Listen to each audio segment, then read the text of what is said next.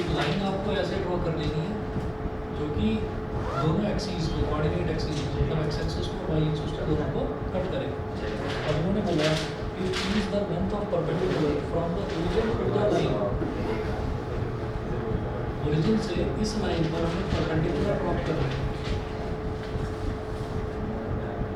उस परपेंडिकुलर की length p दे रखी है, स्क्वायर p दे रखी है। To the line whose intercepts on the axis are a and b, जिसके इंटरसेप्ट्स एक्सिस पर जिसके इंटरसेप्ट्स a और b हैं। ये डिस्टेंस कितना हो गया, स्मॉल है एक्स इंटरसेप्ट, ठीक है। उन्होंने बोला ना whose intercepts are a and b, तो पहले एक्स इंटरसेप्ट बोला जाएगा फिर y इंटरसेप्ट बोला जाएगा। तो ये एक्स इंटरसेप्ट और ये वाला हो गया इंटरसेप्ट, ये हो गया b। तो यहाँ आप लिखेंगे equation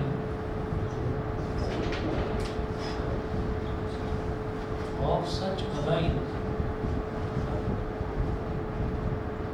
whose x and y intercepts, equation of such a line whose x and y intercepts are a and b respectively,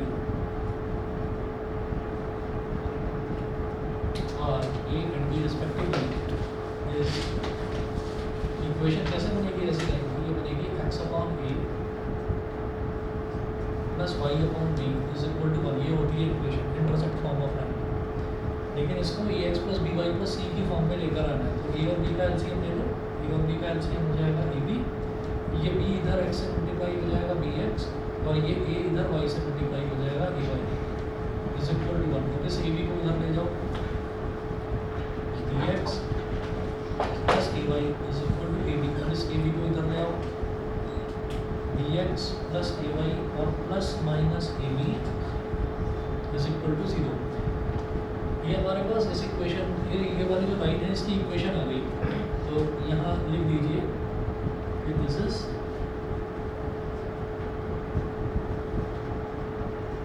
the equation of line AB।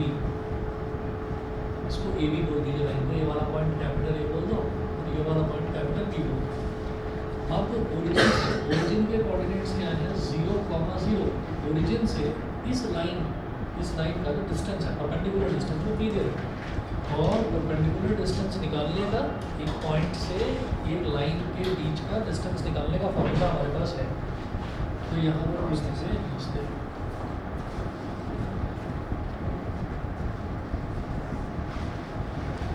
यहाँ पर लिखेंगे डिस्टेंस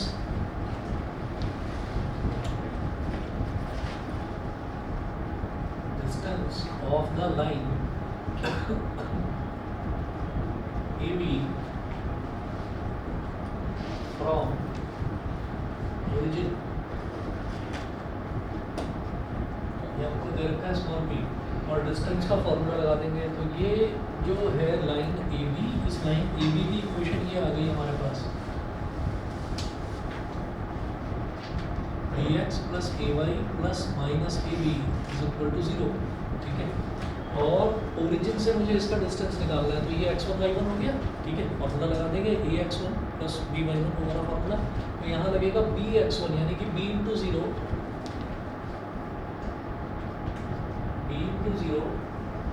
प्लस ay1, y1 कितना है वो भी 0, a इंटू 0, तो ax1 plus by1 plus c कितना है minus ab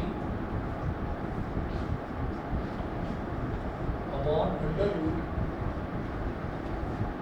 root x coefficient का स्क्वायर प्लस वाई के कोफिशिएंट का स्क्वायर, तो under root d square plus a square plus और इज इक्वल टू बी। ये भी 0, ये भी 0 और ये हो गया minus a b upon under root b square plus a square is equal to b. अब जो हमको प्रूव करना है उसमें दे रखा है कि आपको पी स्क्वायर निकालना है। प्रूफ में आपको पी स्क्वायर लेकर आना है, तो दोनों तरफ स्क्वायरिंग कर देंगे, ठीक है। तो यहाँ लिखेंगे squaring both sides,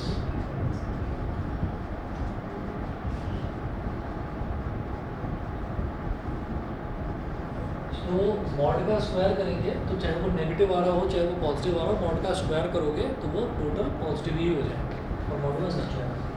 minus a B का स्क्वायर क्या हो जाएगा, ए स्क्वायर बी स्क्वायर और डिनोमिनेटर में स्क्वायर रूट वाला टर्म है, ये क्या हो जाएगा b square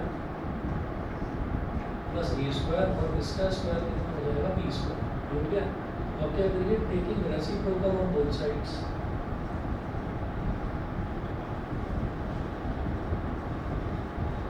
taking reciprocal on both sides।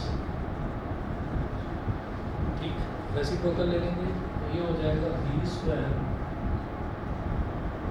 Plus a square upon a square b square is equal to upon b square. अब इसको स्प्लिट कर दो, स्प्लिट करेंगे क्या हो जाएगा बी स्क्वायर अपॉन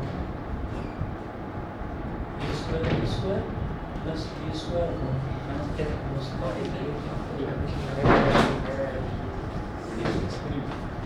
स्क्वायर से बी स्क्वायर कट गया, ए स्क्वायर से ए स्क्वायर कट गया, ये आ गया हमारे पास 1 upon b square plus 1 upon b square equal to 1 upon b square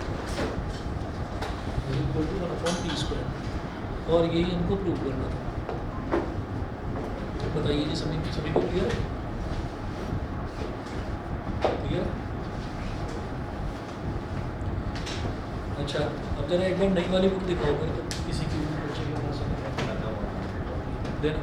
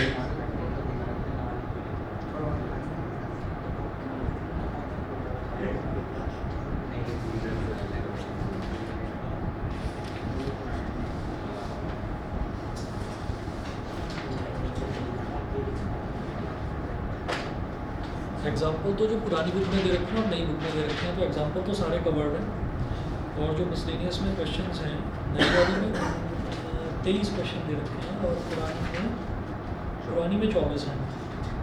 तो फिर ये क्वेश्चन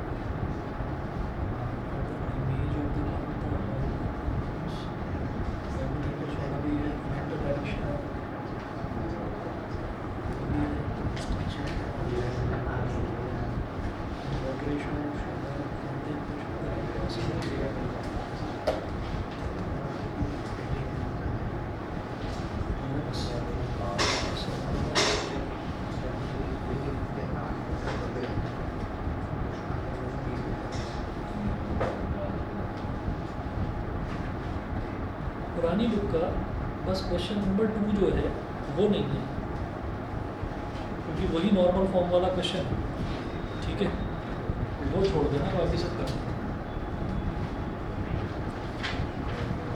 ये चलिए जी, एग्जांपल्स तो सारे ही हैं, एग्जांपल सारे करने हैं। तो पुरानी बुक का एग्जांपल नंबर 20 है, नए बुक के हिसाब से एग्जांपल नंबर 11 है। वो करते हैं स्टार्ट। 10.3 का बता रहा हूँ मैं, जैसे सारे ही क्वेश्चन ऑलमोस्ट मैंने करवा दिए हैं आपको।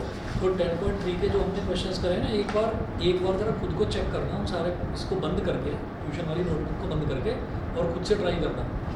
अगर हो जाते हैं तो बहुत अच्छी बात है, नहीं हो जाते हैं तो वही दोबारा प्रैक्टिस कर लेना, ठीक है। क्वेश्चन सारे ही इंपॉर्टेंट है। एग्जाम्पल नंबर 11 देख लीजिए, मुस्लिम टेस्ट का नई बुक के हिसाब से 11 है, पुरानी बुक के हिसाब से 20 है।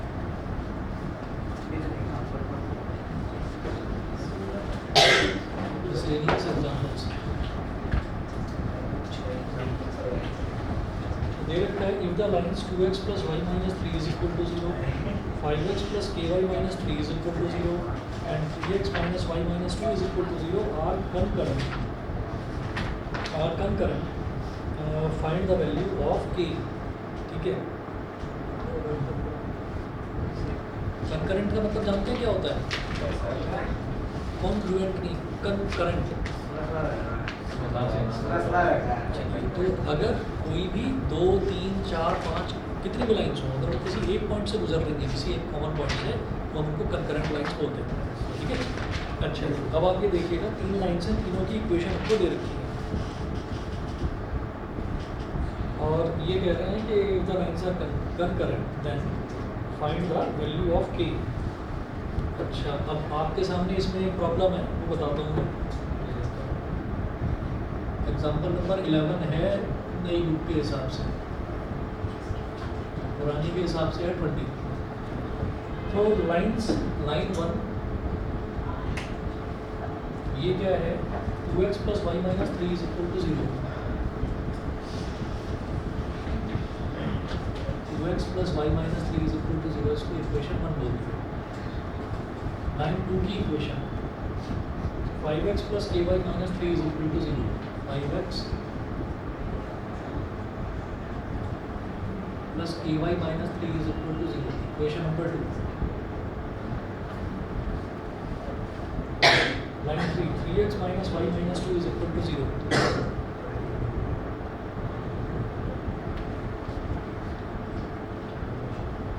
3x minus y minus 2 is equal to 0, equation number 3। ये हो गया।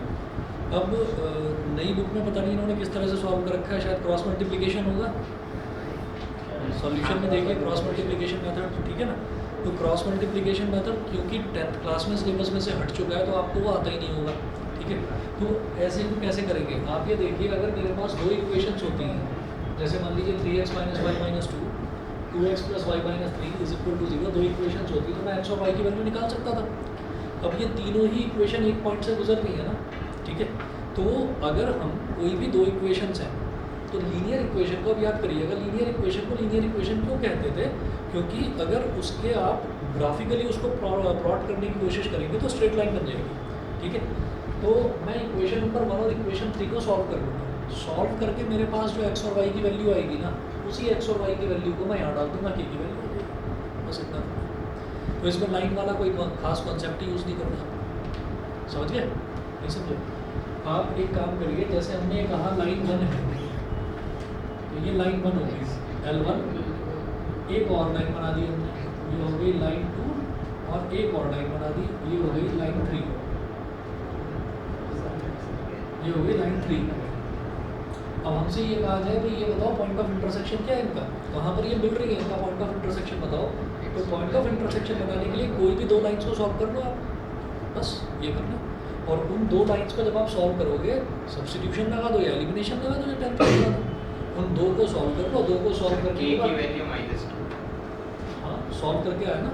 नहीं ऐसे अच्छा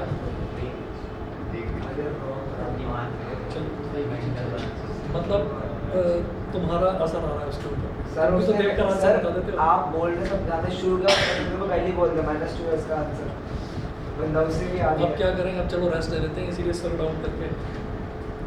चलिए अब जरा देखते हैं, तो हमें लाइन 1 और लाइन 3 को सॉल्व करना है। तो यहाँ लिखिएगा सॉल्व इक्वेशन, समझ गए ना भाई। 2 अगर कोई भी 2 इक्वेशंस दे रखे हैं आप, अच्छा एक बात बताओ, आपको वो 3 कंडीशंस याद होगी वहाँ पर जो आपने 10th में करा था, A1/A2, B1/B2 और C1/C2। अगर A1/A2 B1/B2 के इक्वल नहीं आता था तो आप कहते थे यूनिक सॉल्यूशन है, द लाइन्स आर इंटरसेक्टिंग। ठीक है, याद नहीं है वो जिसमें होता था इनफाइनाइटली मैनी सॉल्यूशंस और एक में आता था नो सॉल्यूशन। ठीक है, हाँ हाँ, तो वो जो था कि यूनिक सॉल्यूशन है and the lines are intersecting lines, वो यही है कि लाइन्स इंटरसेक्ट कर रही हैं और जहाँ पर इंटरसेक्ट करेंगी वही पॉइंट होगा जो x और y की वैल्यू आप निकालेंगे। तो कहिएगा कि सॉल्व इक्वेशन 1 और 3। तो 1 में क्या हो गया, 2x प्लस वाई माइनस 3 ना लिखकर -3 को उधर ले गए इज इक्वल टू 3 हो गया। और थर्ड इक्वेशन क्या हो गया, 3x minus y is equal to 2। दोनों को ना ऐड कर दीजिए, दोनों को ऐड कर दीजिए, तो ये प्लस वाई और माइनस वाई दोनों कट गए 2x प्लस 3x कितना हो गया 5x, और 3 प्लस 2 कितना हो गया 5 हो गया, 5 × 5 5 × 5 x is equal to 1, x is equal to 1, ये हो गया। ठीक है, उसके बाद अब ये जो वैल्यू है x की जो वैल्यू 1 है, इसको इक्वेशन नंबर 1 में डाल दीजिए। From equation 1 2x plus y is equal to 3, equation 1 से देखते हैं तो 2x प्लस वाई की वैल्यू 3 आती है, तो x की वैल्यू है 1, तो 2 × 1 plus y is equal to 3, तो भाई y की वैल्यू क्या आ गई, y की वैल्यू भी 1 आ गई। अब x और y की इस वैल्यू को इक्वेशन 2 में रख दो, k की वैल्यू आ जाएगी।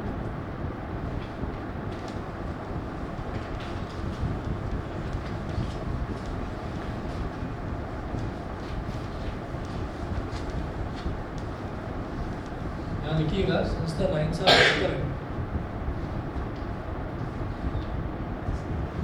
since the lines are concurrent, that is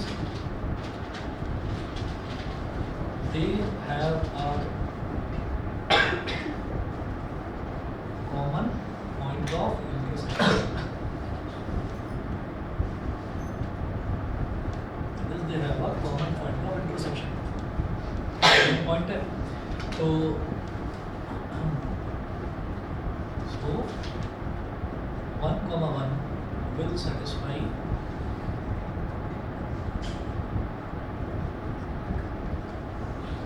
equation 2 as well.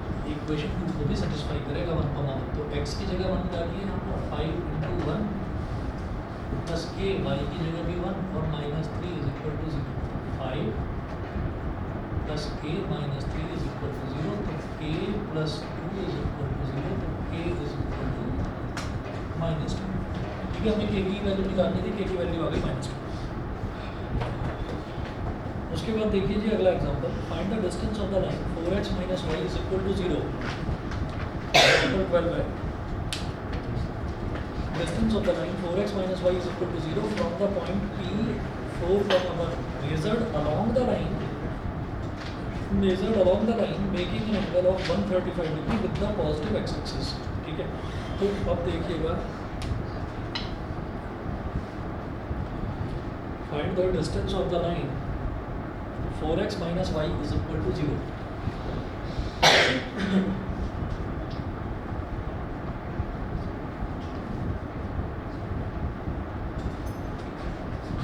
Line 1 इसकी इक्वेशन में रखी है 4x - y is equal to 0। ठीक है, इसका मतलब क्या हुआ, ये हो गई y is equal to 4x। अच्छा, उसके बाद ये कह रहे हैं from the point P4, 1 measured along the line, तो कोई पॉइंट लेना है P4, 1 और ये कह रहे हैं measured along the line making an angle of 135 degree with the positive x-axis। ठीक है, तो इसका मतलब ये है कि उस पॉइंट से परपेंडिकुलर डिस्टेंस नहीं निकालना है, उस पॉइंट से डिस्टेंस किस तरह से निकालना है, जैसे कि वो पॉइंट जो है वो एक लाइन के अलोंग चल रहा हो। ठीक, तो इस तरीके का क्वेश्चन अगर आपको दे रखा है ना, तो ये y is equal to 4x है, इसकी लाइन बनाना कोई मुश्किल काम नहीं है, इसकी लाइन आप बना सकते हैं। इक्वेशन आपको मिली गई तो आप लाइन प्लॉट कर सकते हैं। कैसे, एक छोटी सी टेबल बना लो और कोई 2 वैल्यूज़ ले लो, x हो गया y हो गया, x की वैल्यू 0 ली तो y की वैल्यू भी 0 आ गई, x की वैल्यू 1 ली तो y की वैल्यू 4 आ गई, और चलो एक और ले लो, x की वैल्यू 2 ली तो y की वैल्यू 8 आ गई। ठीक है, अब जरा ग्राफिकली प्लॉट करके देख लीजिए इसको।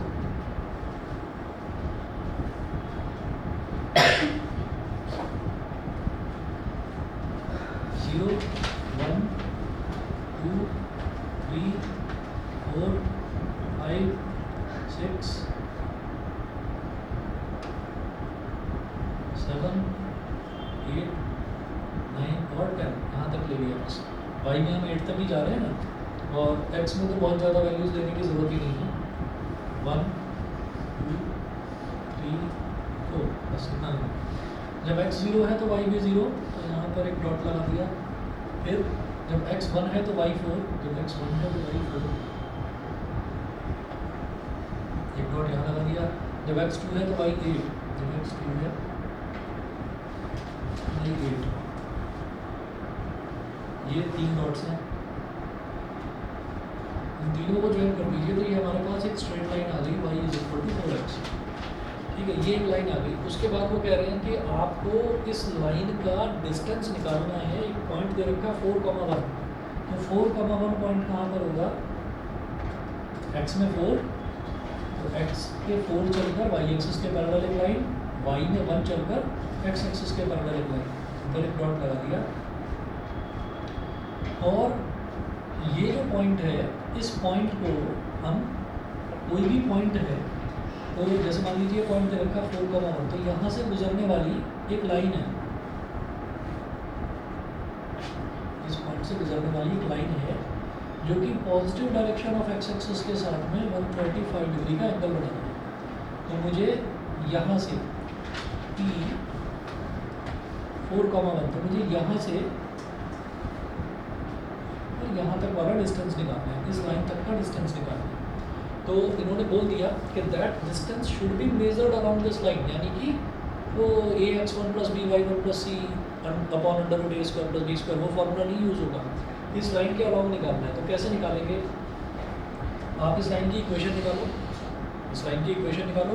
इस लाइन की इक्वेशन हमारे पास है ही, दोनों को सॉल्व करोगे उनका पॉइंट ऑफ इंटरसेक्शन आ जाएगा।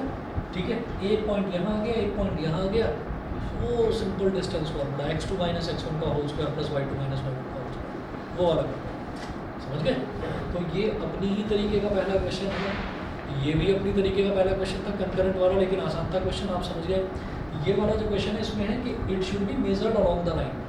ठीक है, तो अब ये वाली जो लाइन है इसकी इक्वेशन निकालेंगे। तो जो ये दे रखी है इसको ए बी बोल दो, ए बी, और ये वाली जो है लाइन इसको पी, तो ये है ही ना, चलो पी क्यू बोल दो, इस वाले पॉइंट को क्यू बोल दो, है ना, पी क्यू बोल दो। ठीक, तो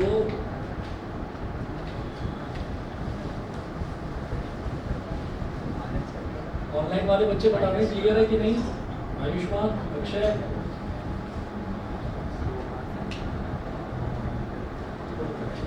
मेरी आवाज़ आ रही है अपनी? Yes sir.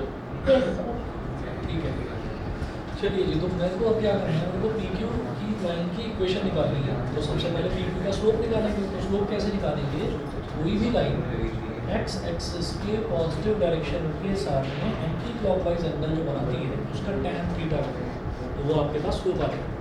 तो slope of line P Q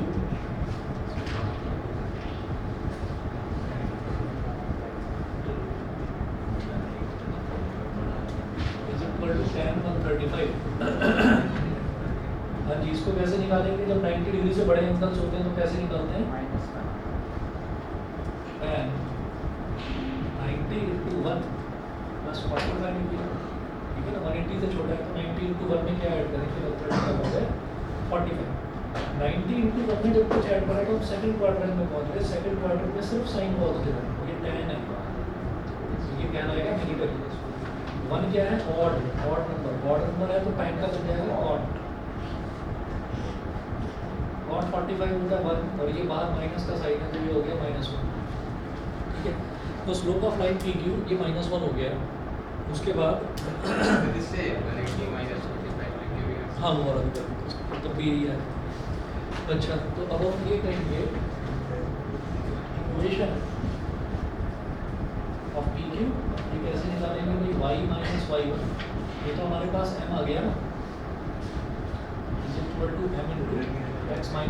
तो पी क्यू में ये देखेंगे कि वो किसी एक पॉइंट मिल जाए मेरे को जो पी क्यू पर लाई करता हूँ, तो एक पॉइंट है तो सही 4,1, तो x की वैल्यू, x1 की वैल्यू 4 और y1 की value 1, 4,1, y - 1 is equal to m की जगह -1, x - 4,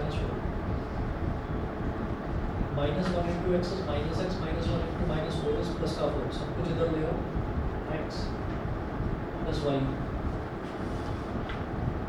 -1 - 4 is equal to 0, x + y - 5 is equal to 0। ठीक है, इसको बोल दो इक्वेशन नंबर 2, इसको इसको बोलते हैं इक्वेशन नंबर 1, ठीक है। तो एलिमिनेशन का फ़ायदा नहीं है, यहाँ तो y की वैल्यू पता ही है मेरे को 4x, सब्स्टिट्यूट करो, सब्स्टिट्यूशन से हो जाएगा। तो substitute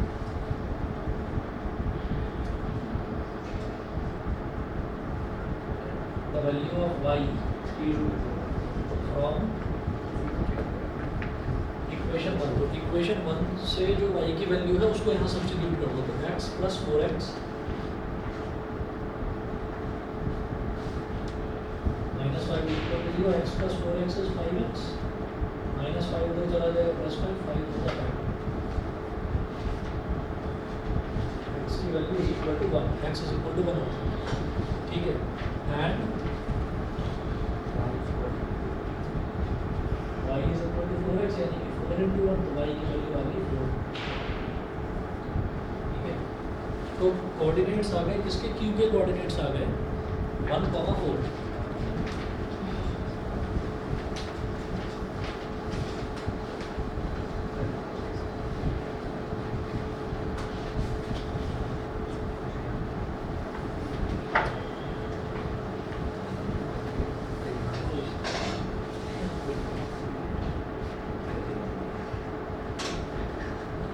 Therefore, coordinates of Q are 1,4। तो अभी मेरे को क्या करना है, बस P से यहाँ तक का डिस्टेंस अलॉन्ग दिस लाइन निकालना है, तो बस PQ की length निकालना,3√2 PQ is equal to under root x2 minus x1 का whole square plus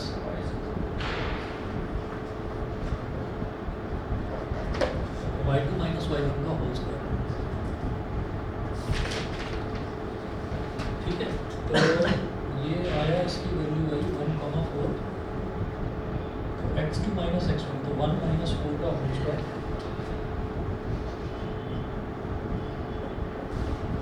plus 4 minus 1 का होल स्क्वायर, माइनस 3 का स्क्वायर 9,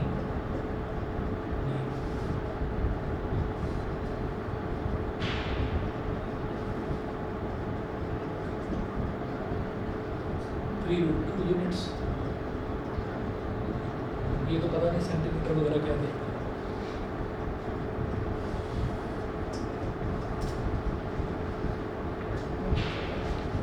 अगला एग्जांपल देखिए, assuming that straight lines work as the plane mirror for a point and the image of the point 1,2 in the line x minus 3y plus 4 is equal to 0। Try करिए, आपको image निकालनी है। Image कैसे निकालेंगे, perpendicular distance जो निकालेंगे ना उसका डबल इमेज का डिस्टेंस निकालना है ना। 1 मिनट में आ रहा हूँ।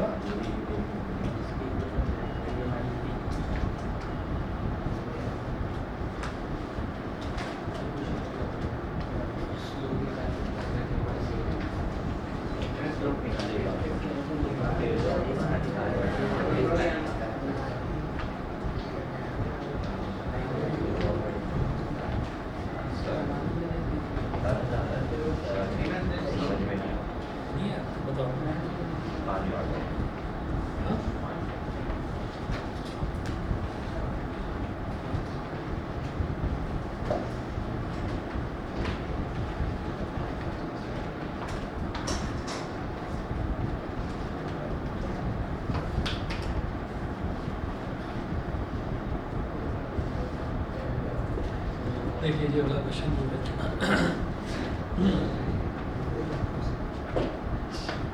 ये बोल रहे हैं assuming that straight lines work as the plane mirror for a point। तो स्ट्रेट लाइन जो है वो एक प्लेन मिरर की तरह काम कर रही है, आपको ये एज्यूम कर लेना है। अब उसके बाद देखिएगा तो बोल रहे हैं find the image of the point 1,2 in the line x - 3y + 4 is equal to 0। Find the image of the point, मतलब इमेज के कोऑर्डिनेट्स आपको बताने हैं।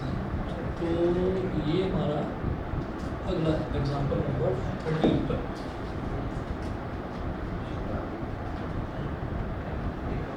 ये एक स्ट्रेट लाइन दे रखी है और स्ट्रेट लाइन की इक्वेशन है x - 3y + 4 is equal to 0। x - 3y + 4 is equal to 0।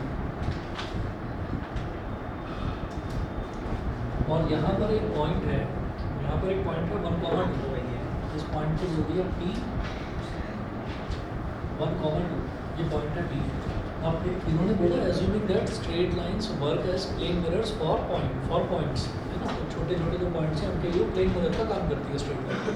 तो प्लेन मिरर की क्या प्रॉपर्टी होती है, हम प्लेन मिरर के जितने आगे खड़े होते हैं, मान लीजिए हम 2 मीटर आगे खड़े हैं प्लेन मिरर से, तो हमारी इमेज भी 2 मीटर पीछे बनती है। प्लेन मिरर के 2 मीटर पीछे बनती है हमारी इमेज। तो इसका मतलब क्या हुआ कि यहाँ से आप यहाँ तक का डिस्टेंस अगर निकालेंगे, परपेंडिकुलर डिस्टेंस, इस पॉइंट को बोल दीजिए Q। हाँ, दे नहीं रखा। जब भी हमको कोई भी डिस्टेंस निकालना होता है ना, जैसे मान लीजिए ये पूछ लेते हैं कि किसी एक पॉइंट से एक लाइन का डिस्टेंस निकालना है, तो हमेशा परपेंडिकुलर ही निकालेंगे। या फिर ऐसा दे दिया हो कि अराउंड दिस लाइन निकालना है ना, तो फिर अराउंड दिस लाइन निकालेंगे। जैसे यहाँ पर निकाला पॉइंट ऑफ इंटरसेक्शन निकाल कर और डिस्टेंस फॉर्मूला लगा दूँ, 10th वाला डिस्टेंस फॉर्मूला। अच्छा जी, अब आप ये देखिएगा कि ये जो डिस्टेंस आएगा ना, ये जो डिस्टेंस आएगा, इमेज डिस्टेंस भी उतना ही होगा। इस पॉइंट को R बोल दीजिए। मुझे R के कोऑर्डिनेट्स निकालने हैं, ठीक है। तो R के कोऑर्डिनेट्स निकालने कैसे निकालेंगे, सबसे पहले क्या करेंगे कि यहाँ से यहाँ तक का डिस्टेंस निकाल लेते हैं, ठीक है। और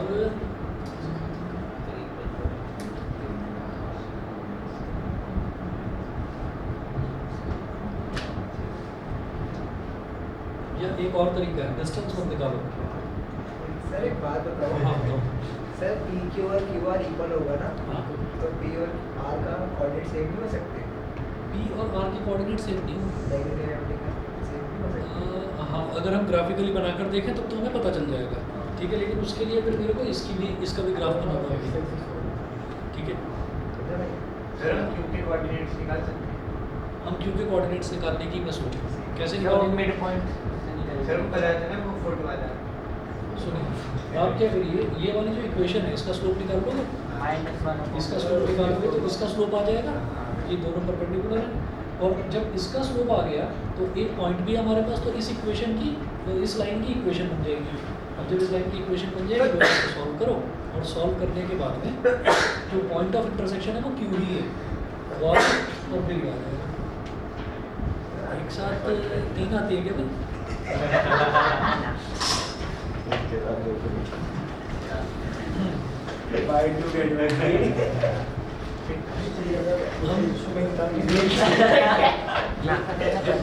मेडिकल साइड वाले जो लोग होते हैं उनको भी, मतलब जो बायो वाले होते हैं जैसे डॉक्टर स्टूडेंट, तो उनका भी मैथ्स स्ट्रॉन्ग होता है। ये मुझे पता चला कब, मेरे भाई की बेटी मेरी बेटी से बड़ी है, तो पहले वो हुई, तो जब वो हुई तो 1-2 महीने की थी, एक साथ 2 छींक लेती थी, पहले एक छींक फिर दूसरी छींक। अब मेरी बेटी हुई, वो 4 छींक लेती थी एक साथ, है ना। तो मैंने कहा जी ये कुछ आजकल चल रहा है कि बच्चे इतनी छींकें लेते हैं। तो कहने लगी कि तुम्हें डॉक्टर जो थी, जो गायनिकोलॉजिस्ट कर रही है, पीडियाट्रिशियन बच्चों के जो होते हैं, तो उन्होंने कहा कि क्यों तुम्हें अपना बचपन याद है क्या? तो एक तो पहले मेरी बोलती बंद चुप, मैंने कहा हाँ याद तो नहीं है। तो फिर कहने लगी कि, और फिर लिखना शुरू करा, कुछ दवा पर दिखाने लगे था, कुछ दवा पर। तो ये क्या कोई AP चल रहा है कि अगला बच्चा होगा वो 8 बार छींकेगा, है ना। तो मैंने कहा कि AP नहीं है वो, वो AP नहीं है, मैंने कहा वो GP है। फिर कहने लगे टीचर हो क्या? मैंने कहा है ना। फिर मैंने कहा लेकिन फिर भी आप मेडिकल साइड से हैं, लेकिन उसके बावजूद भी आपको AP वगैरह ये सब कुछ याद है। तो कह रही कि बस 2 की गलती हो गई, मेरे से 6 बोलना चाहिए था मेरे को। कि अगला जो है वो 6 बार सीखेगा, मैंने कहा नहीं जी ऐसा कुछ नहीं। चलो जी सोल्यूशन कैसे बताएंगे? सॉल्यूशन देखते हैं कैसे ये अरे नहीं, मैं वो चीको का हाँ? मैं चीको का सोल्यूशन पूछ रहा हूँ, उसका क्या निकला? वो अपने आप ही हो गया, मतलब शुरुआत में था, फिर धीरे धीरे करके आगे कुछ छींके आई और 4 बार छींकती थी ये, मतलब मैंने अगेन भैया अपनी हंसी सुधार दो तुम, तुम्हें भी किसी डॉक्टर को दिखाना पड़ेगा कि ये हंसता कैसे है। वाह स्टूडेंट था यार। ये है ये भी। इस लाइन का ये भी मान हो गया बारीकी से। Equation of line A B x minus 3y plus 4 is equal to 0 है ना। तो यहाँ से मैं स्लोप निकालूंगा, तो इसको ऐसे कर देंगे minus 3y is equal to minus x minus 4। तो इसको माइनस को हटा दो ना, ऐसे माइनस माइनस माइनस प्लस हो गया। y is equal to 1/3x plus 4/3। ठीक, तो अब ये वाली जो लाइन है इसका स्लोप क्या हो गया 1/3, m1 is equal to 1/3।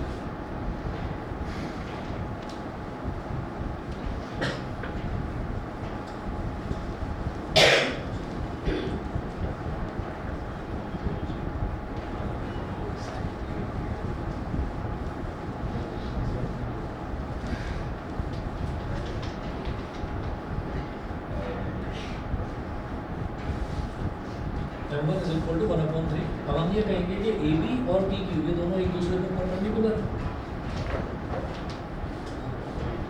A B is perpendicular of P Q, तो m1 is equal to -1।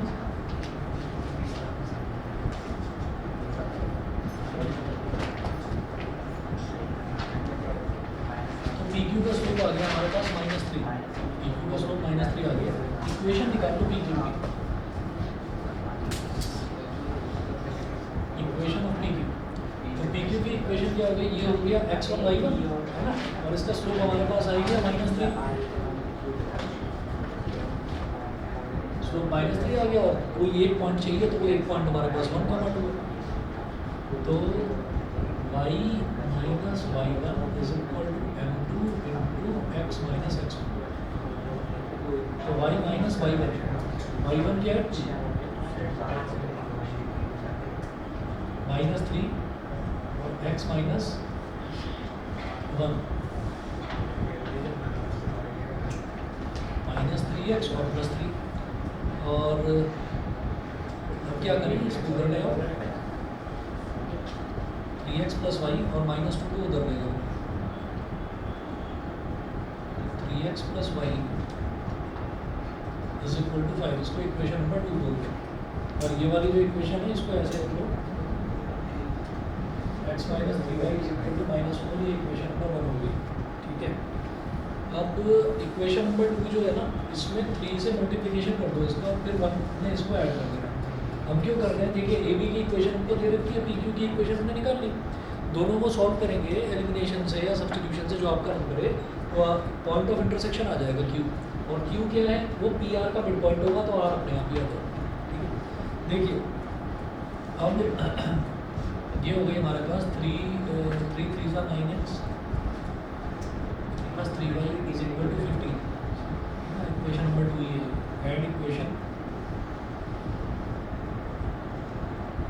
1 and 2 दोनों को ऐड कर देंगे, तो x minus 3y is equal to -4, और ये हो गया 9x plus 3y is equal to 15। -3y plus 3y cut गया, x plus 9x is 10x, और 15 माइनस 4 इज 11। ये अजीब सी वैल्यू आ रही है। चलिए x इज इक्वल टू 11/10। हाँ 7/5 6/5 आ जाएगी। 6 और 7 तो 2 है, 6/5 और 7/5। काम में तो आधे पेजेस खत्म कर दूंगा। तो इमेज जो आ रही है वो अभी मैं इमेज का तो क्यों निकाल रहा हूँ? अच्छा वो भाई बीच में तो बोल देना यार, शांत दे दो यार, पूरा तुम सर कहने का सवाल रखो, इतना तड़प लगा ली वीडियो दिलवाना है कि एक्साइटमेंट है। अरे तो चुप है।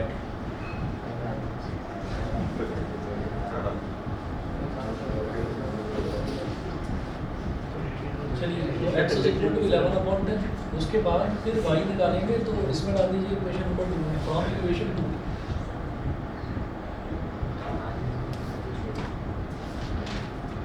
From equation 2 3x plus y is equal to 5,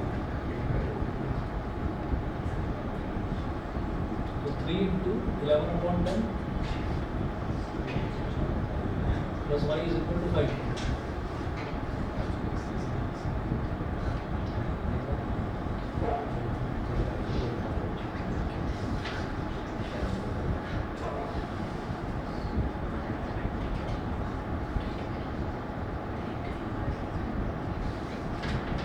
y की वैल्यू आ गई, x और y की वैल्यू आ गई, तो ये कितने कोऑर्डिनेट्स हो गए?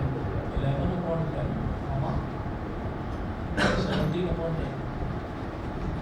r क्या है? p की इमेज है, तो ऑब्वियसली प्लेन मिरर है तो ये इसका मिड पॉइंट ही होगा। तो r को आप बोल दीजिए h कॉमा k, r के कोऑर्डिनेट्स यहाँ लीजिएगा clear p q is the mid point of PR, Q जो है वो PR का मिड पॉइंट है, ठीक है। तो क्या हो जाएगा 1 plus h upon 2 x1 plus x2 by 2 comma 2 plus k upon 2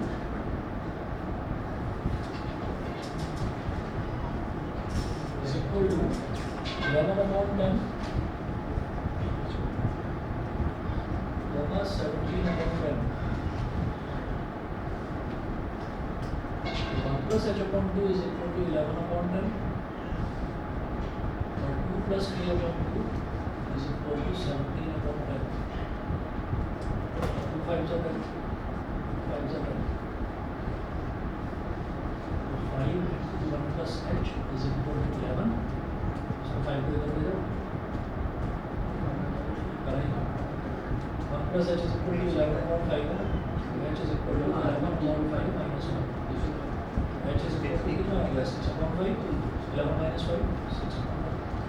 इसी तरह से यहाँ पर 2 plus k is equal to 17 upon 5 बचा, ये कितना हो जाएगा 17 upon 5, 5 to 7, 17 minus 7 upon 5, सही है, 6 upon 5 और 7 upon 5, ये इसकी वैल्यू है, ठीक है। ऑनलाइन बारे बताएं, क्लियर है? अगले जो 2 क्वेश्चन हैं वो जरा देख लीजिएगा, 3 है, हो जाए तो बहुत अच्छी बात है। लेकिन जो थर्ड एक्सरसाइज है, थर्ड एक्सरसाइज को एक बार ये जरूर करके देखो कि बिना देखे एक बार ट्राई करके देखो क्वेश्चन उसको, ठीक है ना।